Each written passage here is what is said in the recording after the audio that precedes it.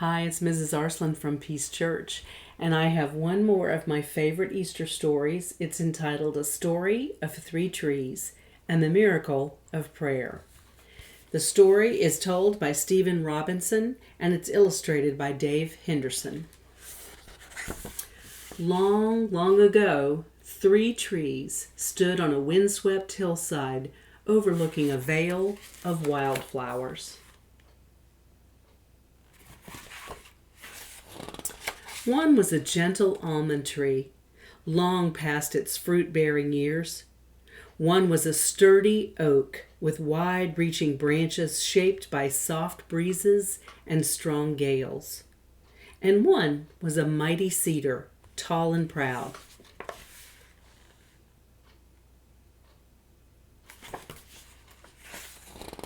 The trees had watched over the vale for many years, braving the storms of summer, sleeping through snows of winter.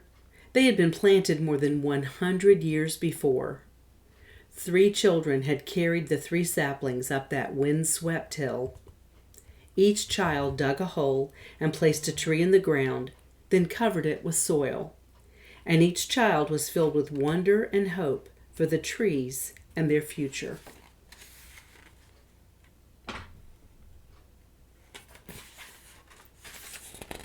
The first child patted down the earth and said, "Dear God, I pray this almond tree blooms early every spring, bringing joy and cheer. I pray that it bears sweet almonds, and I pray that someday its beautiful wood is carved into a delicate box to hold a precious treasure."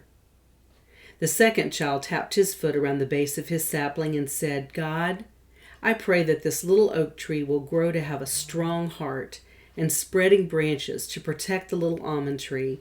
I pray that someday its wood may be used to build a royal ship bearing a king."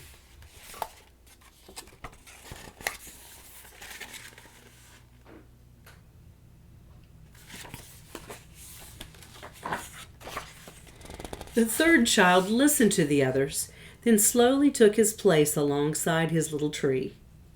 The other 2 children stepped back, giving him his space and time. "I hope and dream," he said quietly, "that this small tree will grow and grow and grow until it reaches the clouds and points skyward toward God.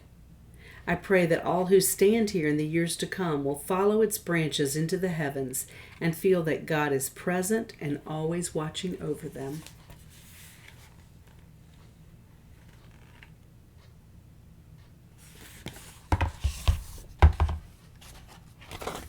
As the trees grew, they held the words of the 3 children in their hearts and hoped that someday the prayers would be answered. And it came to be that one morning a group of woodsmen climbed to the knoll where the trees stood. A woodsman saw what fine trees they were. "The wood of these trees could be useful," they said.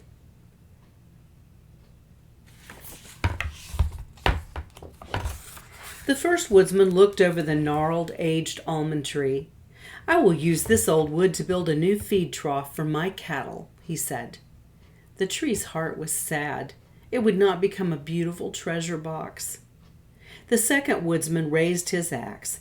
"I will use this oak wood to make a fishing boat." The great oak was felled, and he felt a loss. A fishing boat would never carry a king.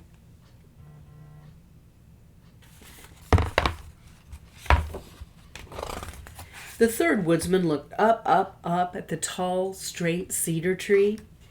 "Cedar is prized for burnt offerings," he said. "I will store this lumber and wait for a good price." The majestic cedar fell with a heavy heart. No longer would he stand on a hill, pointing toward God for all to see.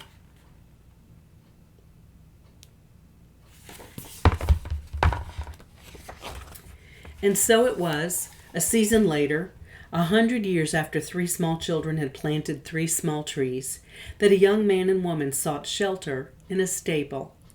There the woman bore a baby boy. She wrapped the baby and placed him on a bed of hay in a feed trough, a lowly manger. A heavenly light shone through the stable window, wrapping the baby and the manger in gold.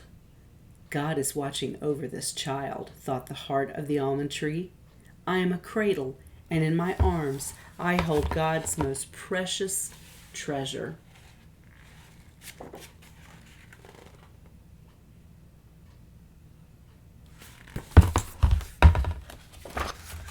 "30 years after this, an old fishing boat carried several men across a large lake.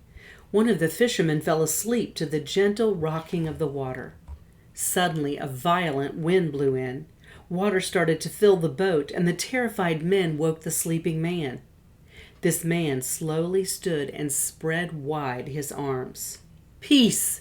Be still!' he said. And the wind ceased, and there was a great calm. The men looked at each other. 'What kind of man is this,' they said, 'that even the wind and the sea obey him?' But the heart of the oak tree knew he was carrying the greatest of kings."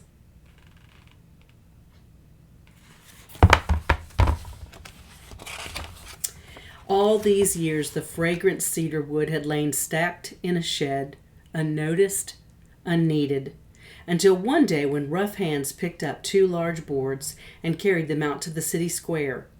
There they were fashioned into a huge cross. The heavy cross was carried through a crowded street and on up to a lonely hilltop. A quiet, wounded man was laid upon the cross. The heart of the cedar could feel the pain of nails driven into its wood. And then the cross and man were lifted upright. "I am pointing again to heaven," thought the cedar. But God is not here, only cruelty, pain, and sorrow.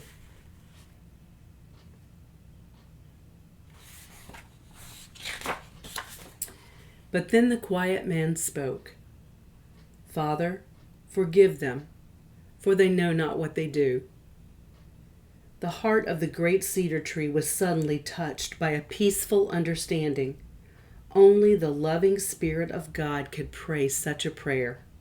And it knew then that the cross and the holy man it bore would forever point the way to God.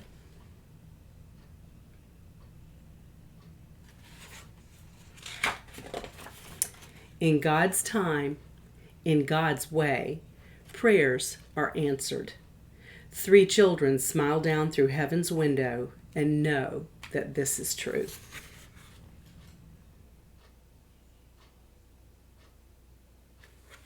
I'll see you next time.